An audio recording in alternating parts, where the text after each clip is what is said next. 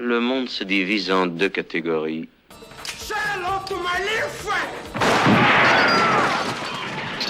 Here's Johnny! Ceux qui ont un pistolet chargé et ceux qui creusent. Toi, tu creuses.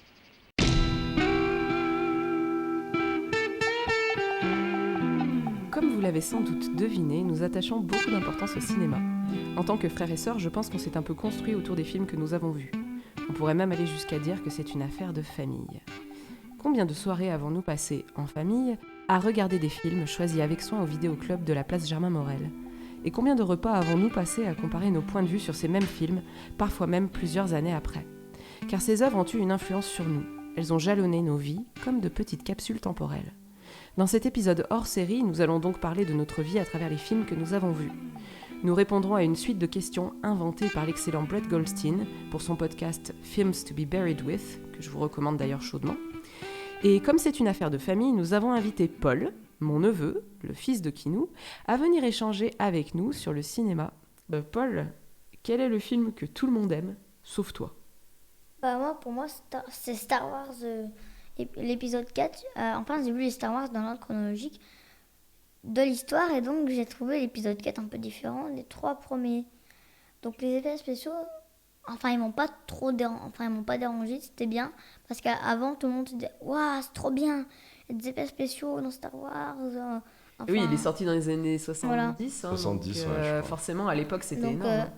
Quand il est sorti au cinéma, la salle était blindée. J'ai vu les 3 premiers dans l'ordre. À mon avis, j'aurais dû voir le 4 avant les 3 premiers. Mais remarque, si tu veux vraiment suivre l'histoire, d'ailleurs, t'as le premier avec Anakin Skywalker qui fait une course de modules. Puis dans le 2, il devient un peu plus méchant. Dans le 3, il devient Dark Vador. Puis dans le 4, et là, ça y est, il est Dark Vador. En fait, ce que tu me disais, alors moi aussi j'étais surpris par la réponse, mais en fait c'est pareil, c'est super intéressant parce qu'elle s'explique. Donc il me dit ouais, c'est un petit peu mou. C'est un petit peu mou. En fait, c'est le premier Star Wars qui est sorti dans le monde. Mou. En fait, c'est mou. Au tout début, je me disais, mais qu'est-ce qui s'est passé alors que dans les premiers films, il y a plus d'action. Il y a plus d'action, quoi. Et là, c'est tout mou. Qu'est-ce qui se passe dans Star Wars ? Et en fait, George Lucas, il fallait qu'il installe quand même son univers, qui était en plus, à l'époque, un truc science-fiction très nouveau, etc. Donc, il fallait qu'il installe son truc. Et en effet, quand on regarde le truc dans l'ordre, on se dit, il y a un coup de mou au 4e, parce que, il veut installer un truc. Nous, on connaît déjà l'univers, parce qu'on a regardé les 3 premiers, en fait. Oui, vous avez regardé les 3 premiers. Donc... Et du coup, c'est déstabilisant. D'ailleurs, ça me renvoie à une question, c'est de dire, à l'époque où est sorti l'Empire contre-attaque, où il y a un twist en fait juste énorme, c'est Dark Vador, elle perd de Luke, ce qui, si t'as vu que le 4 avant, tu peux jamais t'en douter. Tu peux pas t'en douter. C'est rentré dans la culture. Maintenant tout le monde le sait. Tout le monde le sait avant d'avoir vu les films. Mais je me dis à l'époque, ça devait être ouf en fait au ciné. Ceux qui sont allés voir ce truc-là au ciné, ils ont dû dire. Ils ont dû tomber de leur fauteuil. Incroyable, tu vois, ça a dû être fou. Ouais. Alors que maintenant, tu sais que globalement, à un moment donné, il va juste lui révéler que c'est son père. Et quand tu as vu les 3 premiers films, tu le sais, puisque tu l'as vu à l'écran. Mais avant, c'est comme j'ai dit, Star Wars, c'était quand tu as vu les 3 premiers, le 4. Il te semble mou, Et oui, mais justement, alors ça, c'est la question que je me pose. Si tu fais découvrir Star Wars à quelqu'un, du coup, est-ce qu'il vaut mieux commencer par l'épisode 4, le faire dans l'ordre chronologique de leur sortie ? Je sais pas. Ou le faire dans l'ordre chronologique de l'histoire ? J'aurais plutôt dit leur faire dans l'ordre chronologique de l'histoire, parce que déjà, tu vois Anakin au tout début avec les courses de modules, le 2, il devient un peu plus méchant, le 3 un peu plus méchant. Puis si tu vois le 4 et le dernier, ça t'a déçu, toi, t'as du pas coup. le dernier, quoi. Parce qu'il faut vraiment, moi je dirais qu'il faut vraiment suivre dans l'ordre. D'accord. Moi, en ayant vu les 3 premiers sortis, donc l'épisode 4, 5, 6, parce que quand j'ai regardé, les 3 premiers n'existaient pas encore. Oui, évidemment, les épisodes 1, 2, 3 n'existaient pas. J'attendais, je trouvais que c'était cool d'avoir un préquel en fait, parce que ça expliquait tout plein de questions que tu te posais sur Dark Vador, comment ça a pu être le cas. Donc ça, je trouvais que c'était cool de le faire dans ce sens-là, parce que du coup, ça permet justement de te faire plein d'idées, de machin. C'est comme quand tu regardes ou quand tu lis Bilbo le Hobbit alors que tu as lu Le Seigneur des Anneaux, c'est pareil, ça t'explique plein de choses. Il y a plein de références, plein de trucs qui te font comprendre pourquoi on en est arrivé là. D'ailleurs, a priori, George Lucas avait écrit ces 2 trilogies dès le moment de la sortie, du tournage du premier, de Nouvel Espoir de l'épisode. D'ailleurs, Le Seigneur des Anneaux, on l'a pas vu. Non. Donc moi, il faudrait que je le voie quand même. Parce dans quelques années.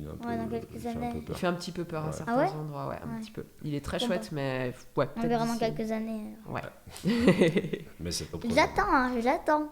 Ok, ça fait partie de la checklist, pas de problème. Alors et toi, Kinou, le film que tout le monde aime sauf toi, alors moi, je vais pas être très original. Enfin, si, du coup, c'est vraiment, je connais personne qui déteste ce film. Moi, je peux pas. C'est Titanic. Ouais, j'en étais sûr. C'est pour moi, une telle déception. Je suis allé le voir au ciné à l'époque et je me suis emmerdé en fait. Est-ce que tu l'as revu depuis ? Non.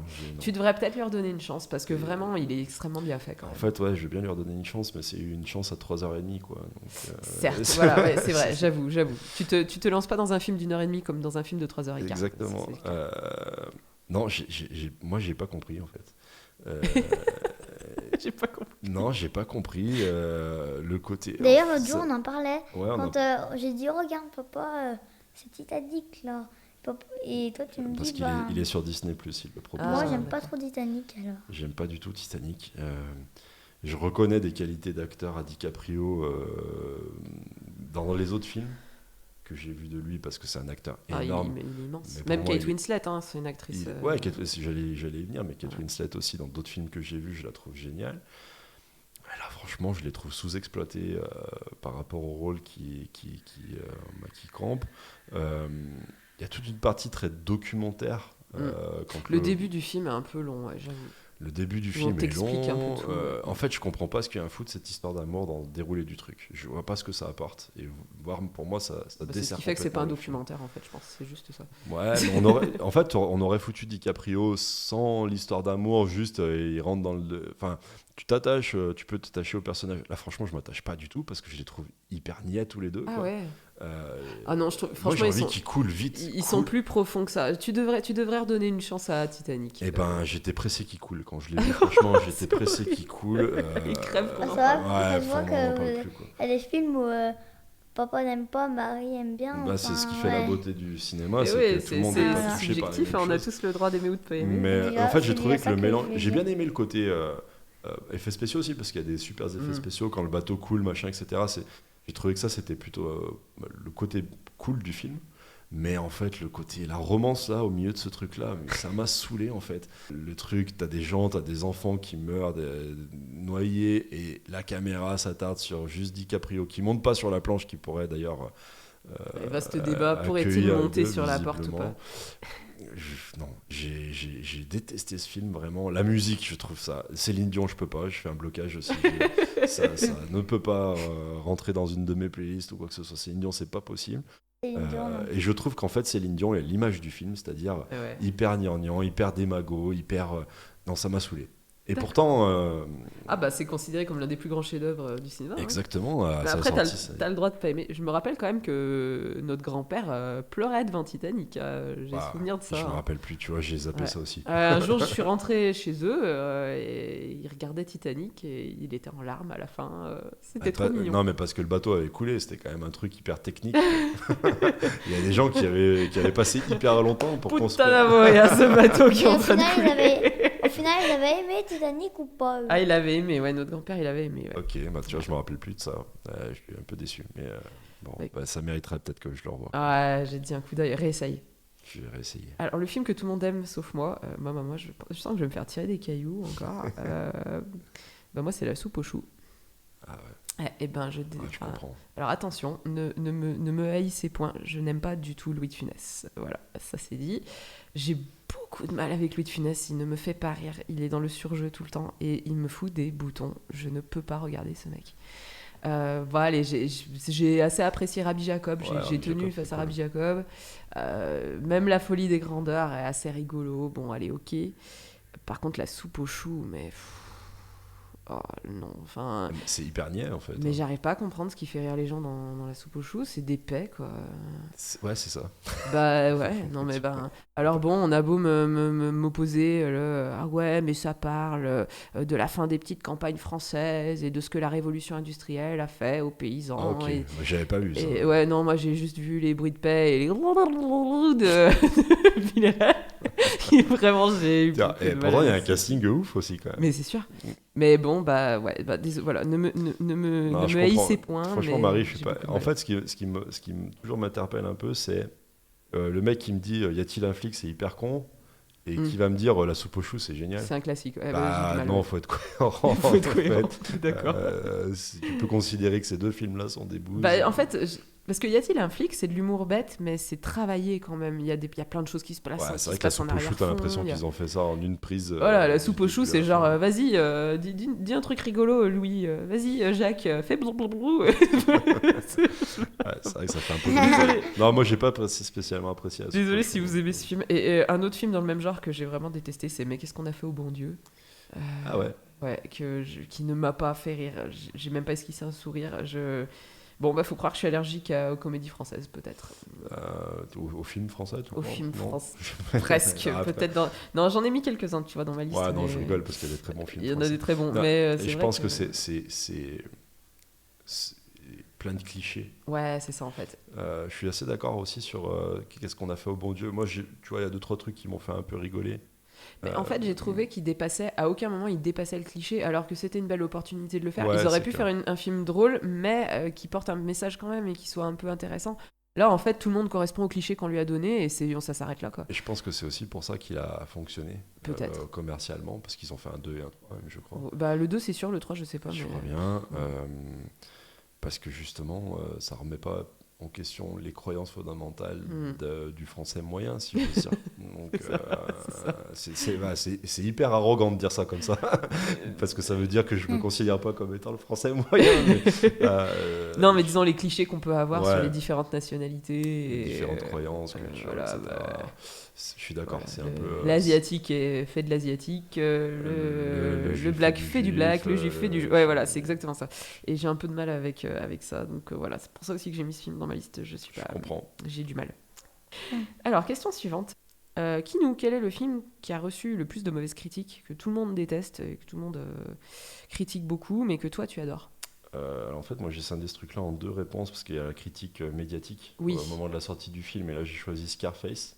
Ouais. Parce qu'on l'avait vu quand on a traité de ce film-là sur un podcast qui est consacré au film Scarface. Je ne vais pas revenir dessus, mais on avait vu que l'accueil médiatique avait été plus que modéré, mitigé, voire très mauvais. Et bon, c'est un de mes films préférés, donc voilà. Et quand je discute avec mon entourage, il y a un film que moi j'aurais pu mettre dans ceux qui m'ont fait le plus peur, c'est le projet Blair Witch. Ah oui.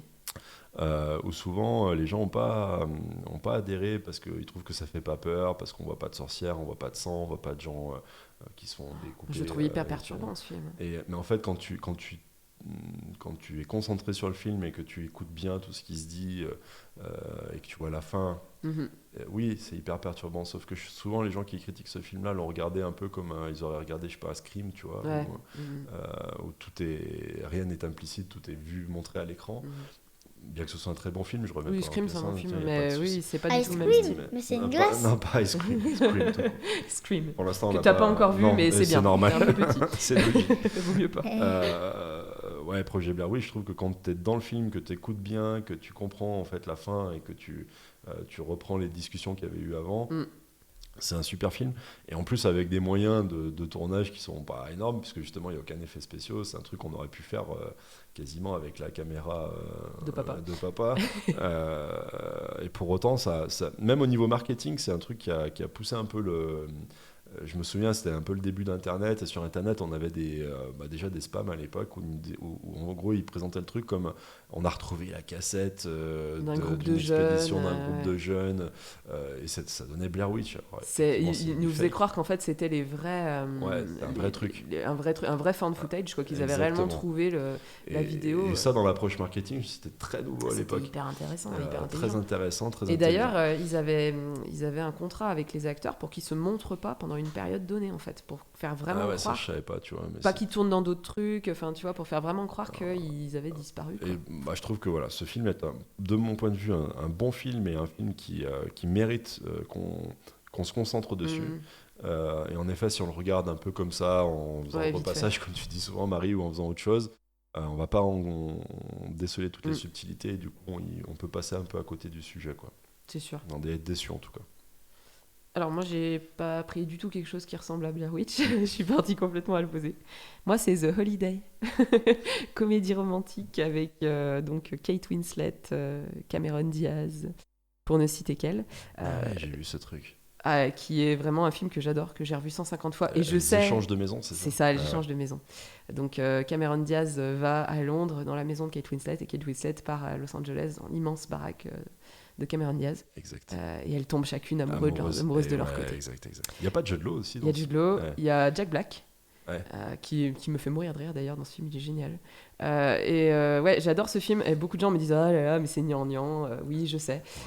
Il y a Cameron Diaz dans le film, c'est cool. Ah bon, ça m'impressionne que tu ne détestes pas ce film, tu vois. Juste parce qu'il y a Cameron Diaz.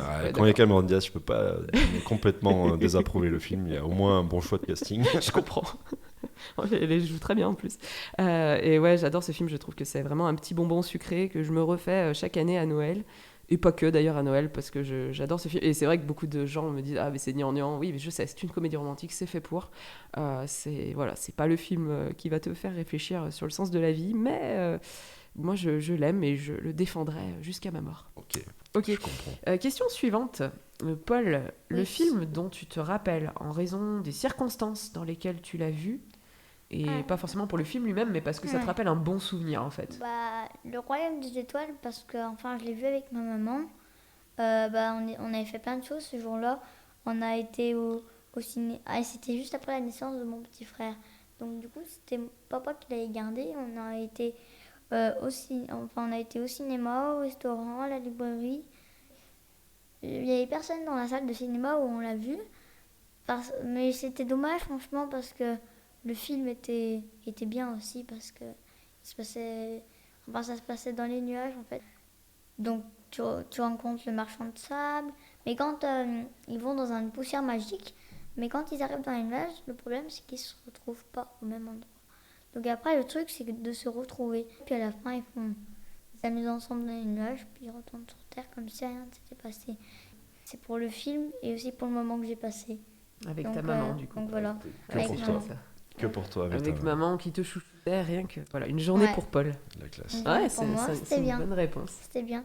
Puis en plus le film, puisqu'il était pas mal, ça avait plu aussi à ma maman, donc on avait passé une super journée ensemble. D'accord. Et toi, Kinou ? Moi, c'est avec la même personne en fait. C'est aussi avec la maman de Paul qui se trouve être ma femme. En fait, lors de notre deuxième rendez-vous, au tout début de notre relation amoureuse, on devait aller au ciné, du coup, on devait aller voir un James Bond. D'accord. Sauf qu'on est arrivé un peu à la bourre et que le James Bond était full et il y avait plus de place. Donc, par dépit, on a choisi un autre film, W, qui parle de la vie de George W. Bush. Et franchement, j'ai de la chance d'être encore avec c'est mon pas un épouse. film à rencard, je pense, effectivement. C'est un film que j'ai pas super aimé, puisque je me suis endormi à peu près à la 10e minute de film pour me réveiller à peu près 10 minutes avant la fin. En ronflant, en plus, visiblement. Au final, t'as regardé que 20 minutes. En final, j'ai regardé que 20 minutes. Alors voilà, je parle des circonstances, parce que du coup, ça veut dire que Stéphanie a quand même survécu à ce moment-là. Elle est restée. Qui était quand même pas cool, elle est restée. Où je l'ai abandonné lâchement au bout de 10 minutes de film. Attrapé par les bras de Morphée. Et malgré tout, on s'est quand même revus. Et puis voilà, on est toujours. Vous avez choisi des meilleurs films à aller voir. On a choisi de meilleurs films, du coup, à aller voir après. Mais elle a quand même passé l'épreuve du test W. Bush. D'accord. Et toi, Marie, alors ? Moi, je recite encore un film que j'ai déjà cité, Sacré Robin des Bois. Ok. Ah ouais. Je vois ce que tu veux dire. J'ai un excellent souvenir. Donc ce film, on l'avait déjà vu, toi et moi, plusieurs fois. C'est un de nos films cultes. Et j'ai souvenir d'un dimanche après-midi où nos grands-parents étaient venus à la maison. Donc notre grand-père qui riait à pas grand-chose à part un comique obscur romagnol qui s'appelait Gabanache et peut-être les Don Camillo qui le faisaient plutôt marrer. Mais c'est vrai en termes de film, il n'était pas hyper facile à faire rire notre grand-père. Et on avait mis Sacré Robin des Bois en fond, parce que comme souvent, on se regardait un petit film de temps en temps, quoi. Et donc là, on regardait ça, et j'ai souvenir qu'il était venu s'asseoir à côté de nous, et je l'ai vu rire comme jamais je l'ai vu rire avant. Ah, ouais. En plus, il avait un rire communicatif, le Pépé, je trouve. Et il était mort de rire devant ce film. C'est les bêtises de Mirette qui l'amusaient le plus, je crois. Mirette est aveugle, et en fait, du coup, il y a du gros comique de gestes quoi, où en gros il tape les autres sans le faire exprès, il se fait mal, enfin c'est complètement stupide mais c'est vrai que ça fait rire quoi. Et j'ai souvenir de notre grand-père écroulé de rire devant ce film du début à la fin. Mais il y a du Laurel et Hardy, il y a du Chaplin un peu c'est vrai, dans Mel Brooks, Mel Brooks ouais. Complètement, donc c'est vrai que c'est un excellent souvenir et j'ai souvenir de son rire et ça m'avait fait plaisir de rire des mêmes choses que lui en fait. Et... C'est rare en plus parce que l'humour est quand même très générationnel en principe et c'est rare que... Bon là en plus il y a 2 générations de différence. Exactement. C'est rare qu'on puisse rire des mêmes choses. Et là ça montre aussi l'ouverture d'esprit de notre grand-père parce que du coup... il a accepté de tenter le coup de regarder et et puis voilà sans aller, a priori à regarder et puis ça l'a fait marrer quoi. Parce que c'est pas vrai de dire qu'il riait de pas grand chose, il riait beaucoup, il était joyeux mais je veux dire on riait pas du tout des mêmes choses, c'est exactement ça. Ce qui nous faisait rire lui nous faisait pas forcément rire et vice versa et là c'est vrai que c'est un super bon souvenir que j'ai autour de ce film. C'est un bon moment en effet. Voilà. Alors Paul, quel est le film ou le personnage auquel tu t'identifies le plus ? Alors pour moi c'est Harry Potter parce que j'adore ce film, c'est un de mes films préférés. Et avec mes parents, on y est allé à plusieurs rassemblements Harry Potter dans la région. C'était génial parce qu'en fait il y avait plein de gens en cosplay de tous les âges. Tout le monde partageait une passion en commun et j'ai adoré. Personnellement, j'étais déguisée en Harry Potter.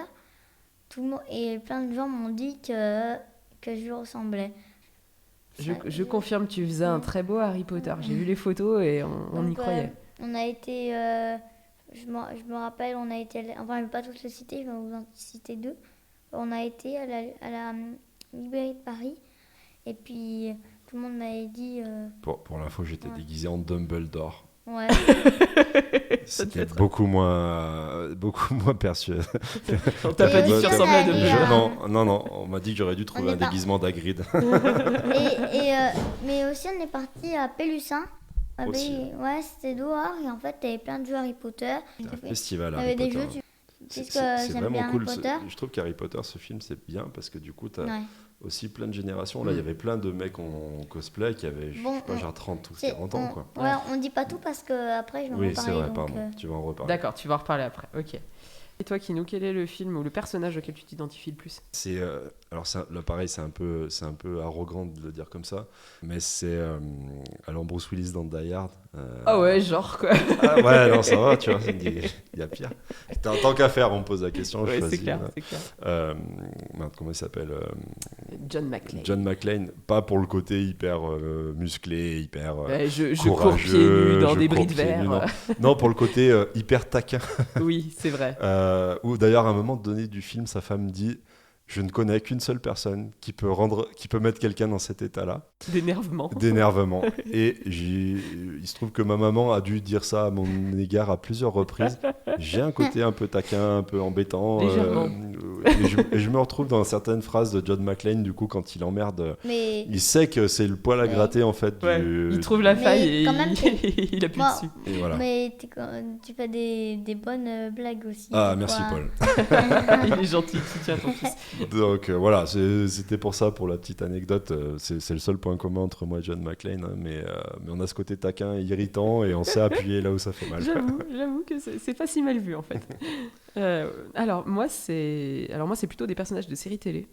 Il y en a 2 en fait dans lesquels je me suis je me suis retrouvée. Le premier c'est JD, donc John Dorian, le personnage principal de la série Scrubs. surtout au début de la série en fait. Après, j'ai un peu plus de mal à m'identifier à lui, mais au début en fait c'est quelqu'un qui débute sa vie professionnelle, qui est pas très sûr de lui, qui évite le conflit à tout prix. Et ça, je me reconnais beaucoup là-dedans, j'ai beaucoup de mal avec le conflit. Il prend les choses très à cœur quand ça touche à l'humain. Donc il travaille dans un hôpital, donc en fait il est très chamboulé par ce qui arrive aux gens autour de lui. Et alors bon, moi, heureusement, je travaille pas dans un hôpital, ça me correspondrait pas, mais en tant que prof, c'est vrai qu'il m'arrive souvent d'être assez chamboulé par la vie de certains de mes élèves. Voilà, de voir un peu ce qui leur arrive au quotidien. Parfois, c'est un peu dur pour moi aussi, donc je me retrouve un peu dans ce personnage, dans le sens où il va...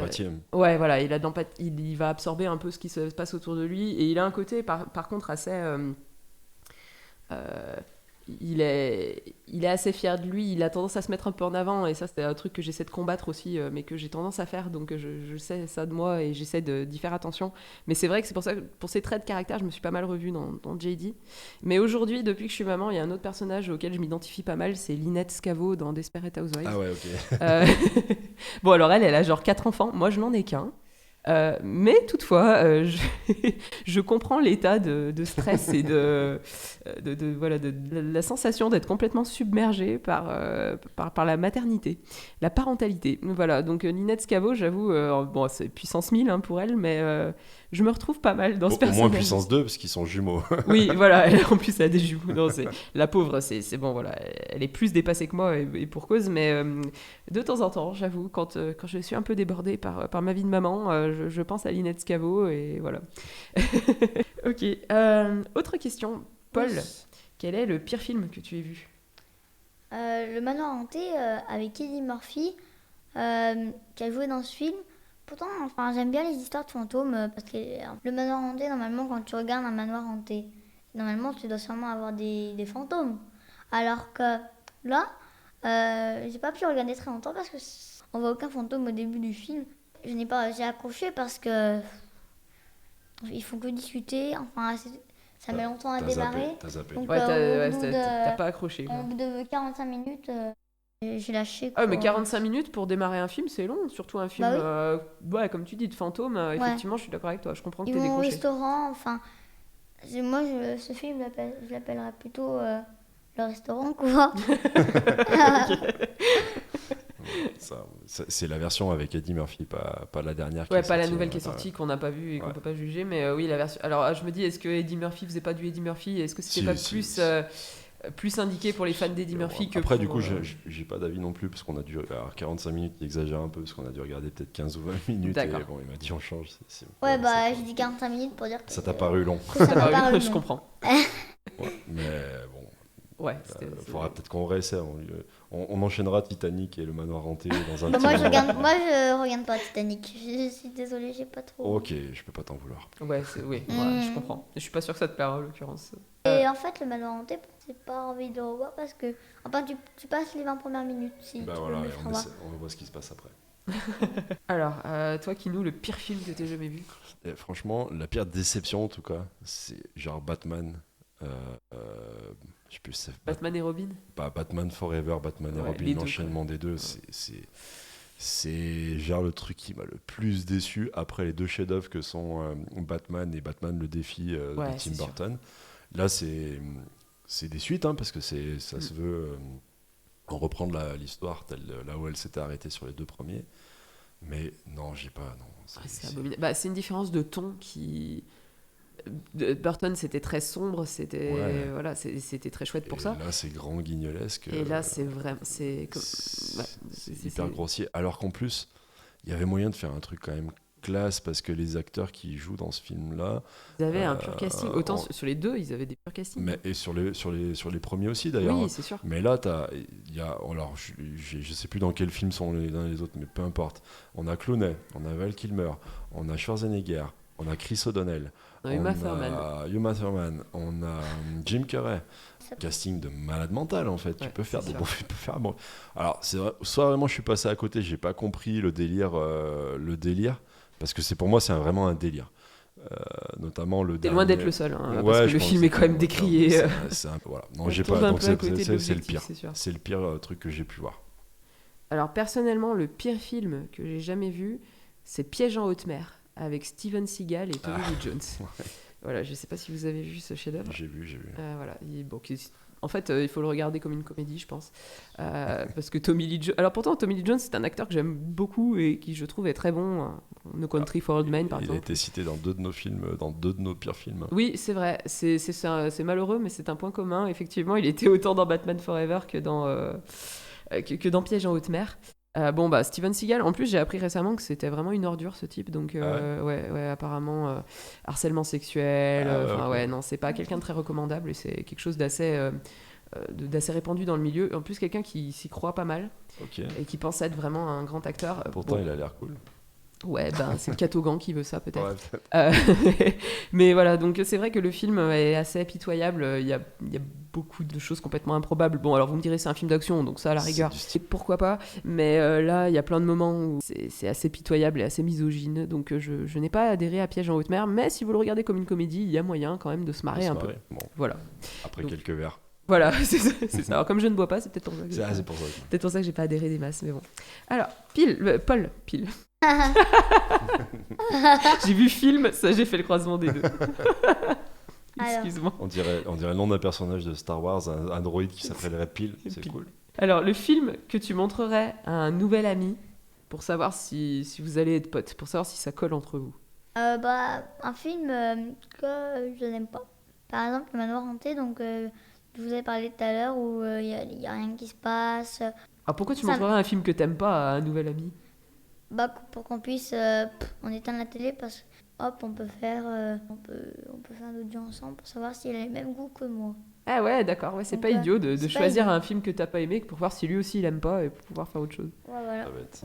Ok. Parce que moi quand j'aime pas trop remettre les films que j'aime pas. Et comme ça vous zappez et vous allez jouer vous allez faire du vélo, jouer au basket. Et toi Kinou, le film que tu montreras à un nouvel ami? Moi j'en ai 2, Le Bon, la Brute et le Truand. Ok. Pour voir si, justement, au niveau des citations, j'aurais pu lui rajouter La Cité de la Peur aussi. Il y a 2-3 trucs comme ça, en fait, pour voir si au moment clé des citations, il y a un petit passe. Il y a un rire. Il y a un rire ou un truc, voilà. Ou alors quand le mec comprend qu'en fait, dans plein de dialogues, s'il a jamais vu le film et qu'il le voit avec moi, il va comprendre qu'il y a des trucs que je lui ai dit qui sortaient de ce film, en fait. Voilà, donc le Bon, la Brute et le Truand, pareil pour Wayne's World ou La Cité de la Peur, sur des trucs où il y a vraiment plein de citations et des phrases cultes, quoi. Des phrases chocs, comme dirait... Des phrases chocs. Comme des phrases chocs, quoi. Ouais. Moi aussi, au début, j'étais partie plutôt sur une comédie en me disant voir si la personne rit aussi des mêmes choses que moi. Mais en réalité, je m'aperçois que j'ai beaucoup d'amis qui n'ont pas du tout ce type d'humour et à qui ces films ne parleraient pas. Et pourtant, c'est des gens avec qui je m'entends très bien. Ouais, du coup, ça, y a pas du de coup, vérité. du coup, je me suis dit non, je vais pas mettre une comédie. J'ai plutôt choisi alors soit Signe, soit Sixième Sens de M. Night Shyamalan. Ok. Qui sont des films que j'apprécie beaucoup. Déjà pour voir s'ils ont la même réaction que moi à la fin de Sixième Sens, par exemple. Ok. S'ils n'ont jamais vu le film. Et pour voir s'ils sont aussi émus que moi. Parce que en fait, c'est des films d'épouvante, mais c'est aussi des films d'une profondeur émotionnelle impressionnante. Et Signe, notamment, où on voit cette famille, même Sixième Sens d'ailleurs, où il y a des problématiques familiales assez profondes, où les personnages sont là extrêmement bien dessinés. Campés, ouais. Voilà. Pour voir si la personne s'ennuie, parce que je connais des gens qui se sont ennuyés devant Sixième Sens, ou si au contraire elle s'investit autant que moi dans ses personnages.